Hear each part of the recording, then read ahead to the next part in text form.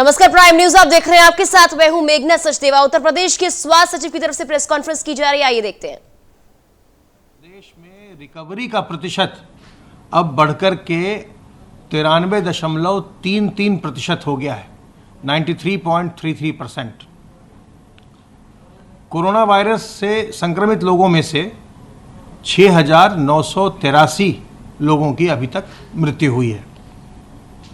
कल प्रदेश में 1,38,027 सैंपल्स की जांच की गई और इस प्रकार अब तक प्रदेश में 1,45,69,242 सैंपल्स की जांच की जा चुकी है। पूल टेस्टिंग के अंतर्गत 5-5 सैंपल के 5,346 पूल लगाए गए थे, जिनमें से 422 में पॉजिटिविटी देखी गई थी। जो हमारे 24,858 एक्टिव इन्फेक्शन के केसेस हैं, इनमें से 11,698 इस समय होम आइसोलेशन में हैं। विगत 24 घंटों में 1,546 लोग होम आइसोलेशन में गए हैं। उन्होंने इस विकल्प का चुनाव किया है। अपने घर पर रह के ही वो स्वास्थ्य लाभ कर रहे हैं। और आप जानते हैं कि होम आइसोलेशन में रहने की शर्त ये है कि आपके घर में आपके लिए अलग कक्ष होना चाहिए और आपके पास आपके लिए अलग शौचालय होना चाहिए। उसके साथ ही साथ आपको लक्षण विहीन होना चाहिए। किसी प्रकार की बीमारी पहले से नहीं होनी चाहिए और किसी प्रकार के आपके लक्षण भी नहीं होने चाहिए। अगर आपके कोई लक्षण है या आप पहले से किसी बीमारी से ग्रस्त हैं या बहुत अधिक उम्र के हैं, तो यह उपयुक्त होगा कि आप अस्पताल में भर्ती होकर के आप चिकित्सकों के देख रेख में स्वास्थ्य लाभ करें और 10-12 दिन में बिल्कुल स्वस्थ होकर अपने घर आ जाएं।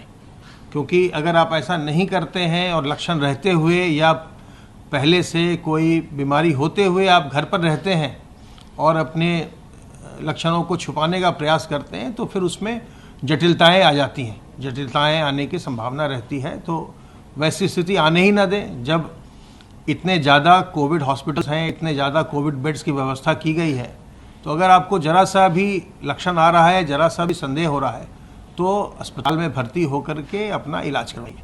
और जांच की व्यवस्था, इलाज की व्यवस्था बिल्कुल निःशुल्क है। उसमें चाहे कितनी भी महंगी दवाएं आपकी चिकित्सा के लिए लगानी पड़े, उस सबका सब जो है वो उसका व्यय का वहन सरकार करती है। वो बिल्कुल आपके लिए बिल्कुल निःशुल्क है। इसलिए कोई संकोच नहीं करना चाहिए इलाज करवाने में। और किसी प्रकार के हीन भावना या लज्जा या संकोच की बात नहीं है। अगर किसी को कोई संक्रमण होता है तो इसमें किसी प्रकार के भी संकोच या छुपाने की या लज्जा की कोई बात नहीं है। यह एक संक्रामक बीमारी है, किसी को भी हो सकती है, चाहे गरीब हो, चाहे अमीर हो, चाहे पुरुष हो, स्त्री हो, किसी को भी हो सकती है। तो इसमें अगर लक्षण आए, और इसके लक्षण क्या हैं, जैसे आपको बार बार खांसी हो रही है, या अगर आपको बुखार है, या आपकी अगर सांस लेने में दिक्कत हो रही है, सांस फूल रही है, या आपको सूंघने में या स्वाद लेने में मुश्किल हो रही है, कुछ स्वाद पता नहीं चल रहा है, loss of smell and taste, अगर ये सब लक्षण हैं, तो हो सकता है कि आपको कोविड भी हो। जरूरी नहीं है कि आपको हो, लेकिन हो सकता है। तो ऐसे में ये सबसे अच्छे तरीका ये है कि आप अपनी जांच करवा लीजिए।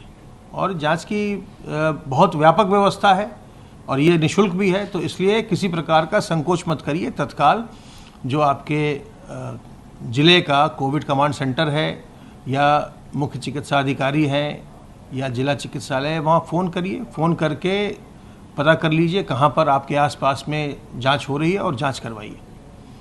अगर आप आसपास के सेंटर में जाने के स्थिति में नहीं हैं, आप बुजुर्ग व्यक्ति हैं, तो हमारी टीम आपके घर पर आके आपका जांच करेगी। हमारी टीम आपके घर आएगी या घर आके आपका सैंपल लेगी, आपकी जांच की जाएगी। तो बिल्कुल भी संकोच मत करिए।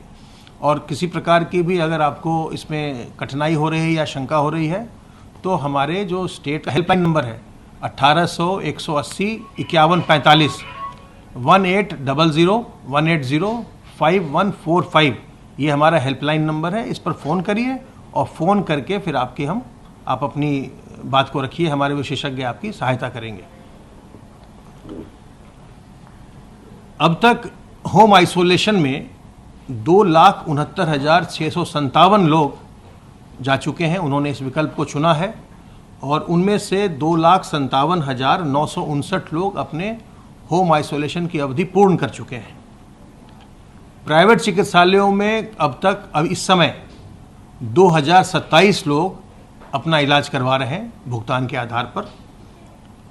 कल प्रदेश में 2,832 लोगों ने ई संजीवनी पोर्टल पर टेली कंसल्टेशन किया और घर बैठे डॉक्टरों की राय प्राप्त की। अब तक प्रदेश में 1,71,421 व्यक्ति ई संजीवनी पोर्टल पर टेली कंसल्टेशन कर चुके हैं। सर्वेलेंस की कार्रवाई के अंतर्गत 1,49,346 इलाकों में 4,37,782 टीम दिवस के माध्यम से 437,782 टीम दिवस के माध्यम से अब तक 2,80,00,767 घरों का सर्विलांस किया जा चुका है और इनमें रहने वालों की संख्या 13,76,90,014 है। सर्विलांस का उद्देश्य ये होता है कि जो हमारे कंटेनमेंट एरियाज़ हैं या कंटेनमेंट एरिया के बाहर के इलाके हैं वहाँ पर टीमें जा कर के लोगों से पूछताछ करती हैं, लक्षणों को देखती हैं और ये पता करती हैं कि कौन लोग ऐसे हो सकते हैं जिनमें कि लक्षण आ रहे हैं या जो संभावित हो सकते हैं कि संक्रमित हैं, और वैसे लोगों की पहचान करके उनकी जांच करवाई जाती है। और जांच एंटीजन के माध्यम से भी होती है और RT-PCR से भी करते हैं और अस्पतालों में ट्रूनेट और CBNET से भी करते हैं।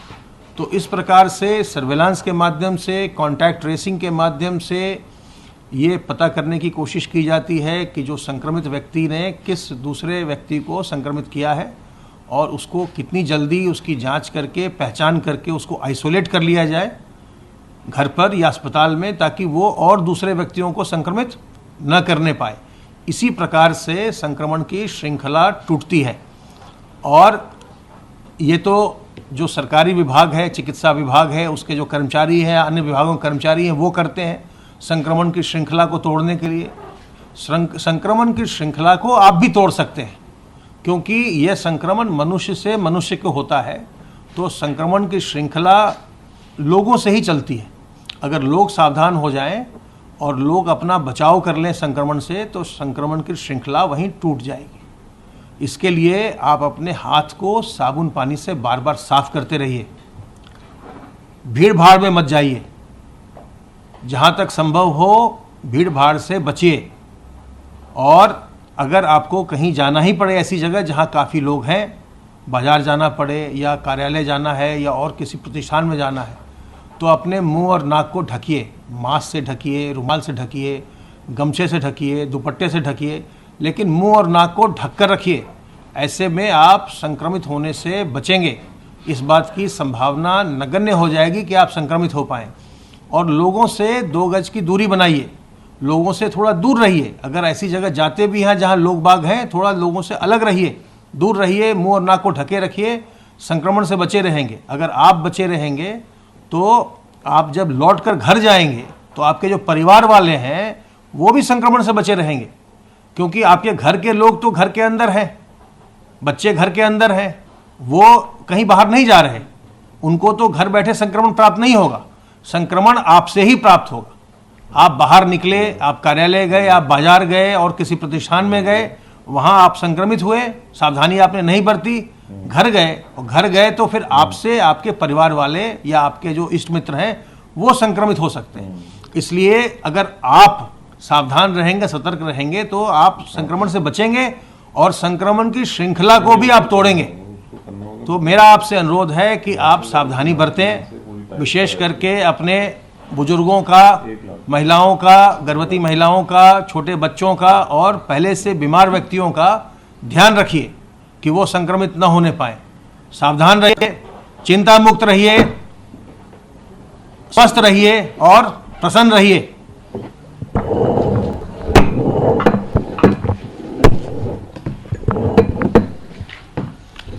हमारे साथी अपर मुख्य सचिव स्वास्थ्य ने जैसा बताया, कोरोना संक्रमण कम हो रहा है, लेकिन बहुत अधिक सावधानी की इस समय आवश्यकता है। देश के कुछ हिस्सों में और विदेशों में ये संक्रमण पुनः लौट के आ रहा है। उत्तर प्रदेश में ये पुनः न लौटे और जिस गति से कम हो रहा है उसी गति से कम होता रहे, इसके लिए आवश्यक है हम सब लोग सावधानी बरतें। आपको अपर मुख्य सचिव स्वास्थ्य ने बताया, हाथ धोते रहें, मास्क का इस्तेमाल करते रहें और सोशल डिस्टेंसिंग 2 गज की दूरी रखें। ये तीनों हम लोग अगर सावधानियां बरतते रहेंगे तो सभी लोग सुरक्षित रहेंगे। प्रदेश में कोरोना संक्रमण कम होने से हमारे जो हॉट एरियाज हैं अब वो 10,000 से कम हो गए हैं, 9,785 बचे हैं। कंटेनमेंट जोन भी कम हो रहे हैं। औद्योगिक और आर्थिक गतिविधियां लगातार बढ़ रही हैं। हमारे लगभग 8,18,000 बड़ी इकाइयां जो क्रियाशील हैं, उसके अतिरिक्त जो छोटी छोटी 90 लाख इकाइयां हैं प्रदेश में, वो लगभग 80% से अधिक वो क्रियाशील हो गई हैं। उनमें रोज़गार मिल रहा है, कार्य प्रारंभ हो गए हैं। इसके अतिरिक्त जो पुरानी विद्यमान इकाइयां हैं, एग्जिस्टिंग यूनिट्स हैं, उनको आत्मनिर्भर पैकेज में लगभग 4,35,000 इकाइयों को बैंकों द्वारा 10,753 करोड़ के ऋण उपलब्ध कराए गए हैं, जिससे कि उनको उनका कार्य ठीक से चलता रहे, उनका व्यापार ठीक से चलता रहे। प्रदेश में नए रोजगार उत्पन्न करने के इरादे से और आर्थिक गतिविधियों को और तेज करने के इरादे से नई एमएसएमई इकाइयों को कराया गया है। लगभग 5,81,000 नई एमएसएमई इकाइयों को 15,534 करोड़ रुपए का ऋण अभी वितरण हो चुका है। बैंकों को पूरे वित्तीय वर्ष में लगभग कुल 20 लाख एमएसएमई इकाइयों को ऋण उपलब्ध कराने का लक्ष्य दिया गया है। हमारा लक्ष्य है कि लगभग 75,000 करोड़ से 80,000 करोड़ रुपए के ऋण प्रदेश में विभिन्न एमएसएमई इकाइयों को दिए जाएं, जिससे कि एक बड़ा रोजगार के अवसर पैदा हों और प्रदेश की आर्थिक गतिविधियां प्रदेश में ज़्यादा बढ़ें।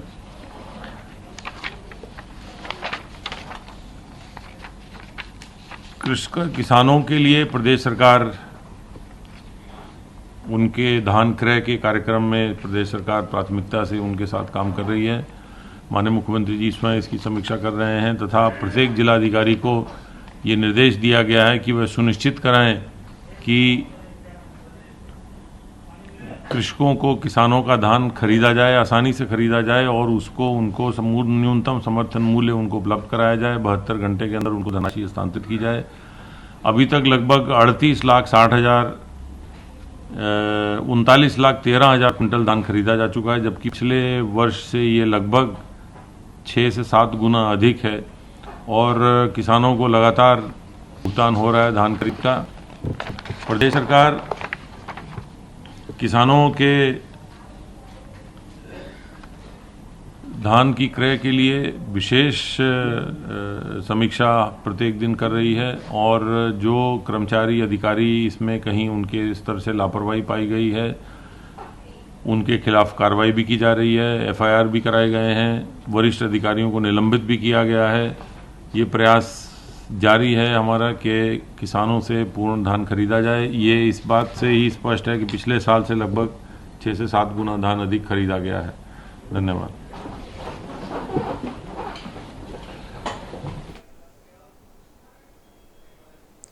तो कोरोना को लेकर यूपी सरकार की प्रेस कॉन्फ्रेंस को आपने सुना। होम आइसोलेशन का विकल्प बहुत सारे लोग चुन रहे हैं। हालांकि होम आइसोलेशन के लिए यह कहा गया है कि किसी भी व्यक्ति को अगर कोरोना जैसे सिम्टम्स हैं तो वो होम आइसोलेशन का चुनाव नहीं कर सकता। वो अस्पताल जाए, अपना इलाज कराए, लगातार हाथ धोने, मास्क के इस्तेमाल करने, सैनिटाइजर के इस्तेमाल करने को लेकर भी निर्देश दिए जा रहे हैं। भीड़भाड़ वाली जगहों पर जाने से बचा जाए। कोरोना का रिकवरी रेट लगातार उत्तर प्रदेश में बढ़ता जा रहा है, यह अच्छी बात है। कोरोना से बचने के लिए सावधानी बरतें, हाथ धोते रहें, मास्क पहने और दूरी बनाकर रखें।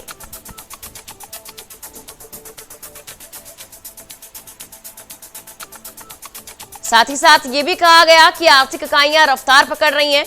औद्योगिक इकाइयों से लोगों को रोजगार मिल रहा है।